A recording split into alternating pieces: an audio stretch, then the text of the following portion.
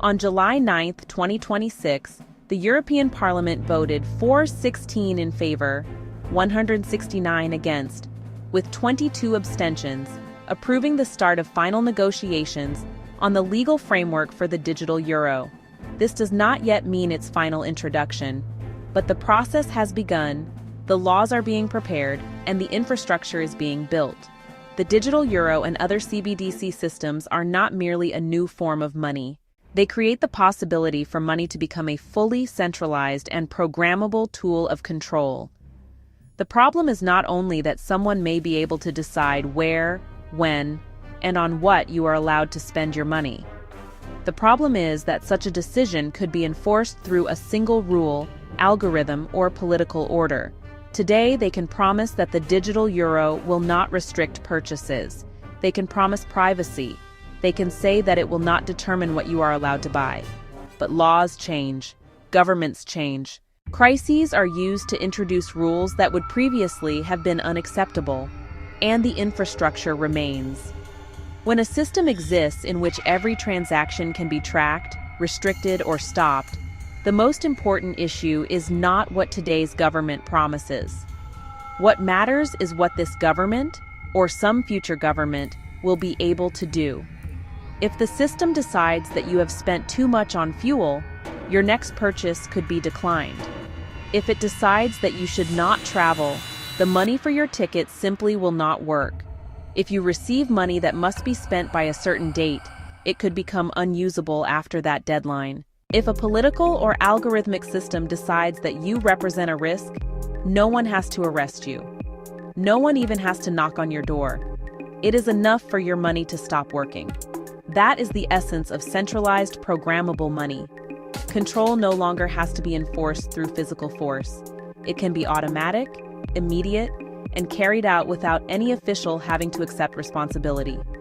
When money becomes permission that the system can switch on or off, it is no longer completely yours. Many people will say, "But money is already digital.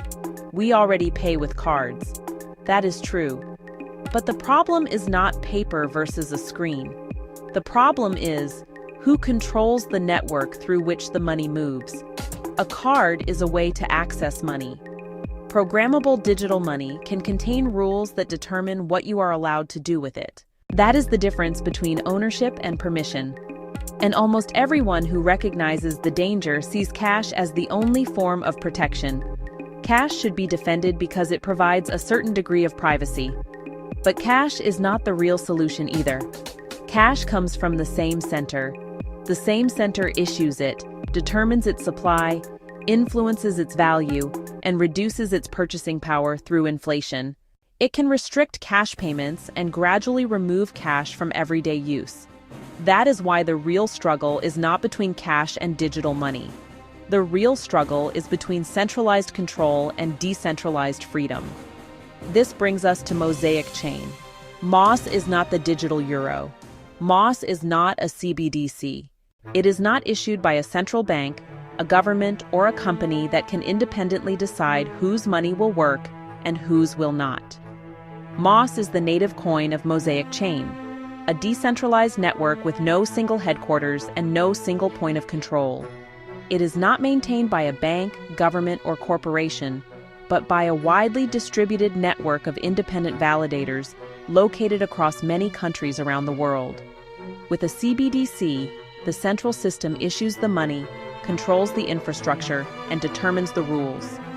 Mosaic Chain exists precisely so that no single center can have complete control.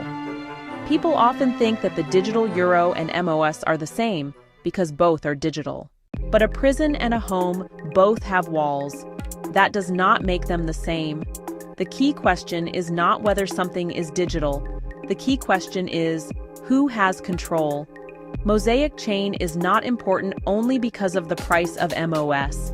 It is important as infrastructure in which there is no single administrator who can be ordered. Freeze his funds, restrict his spending, shut down his account. This does not mean that anyone should convert all their assets into MOS without thinking. It means that a free person must have an alternative. They must understand their own wallet, their private key, and the difference between a coin held on a centralized exchange and a coin they control themselves. Because if someone else holds your keys, someone else still controls your access. The greatest mistake is waiting until the problem becomes obvious to everyone. Once money has already been restricted, it will be too late to start learning how a decentralized system works. The problem is not that money is becoming digital.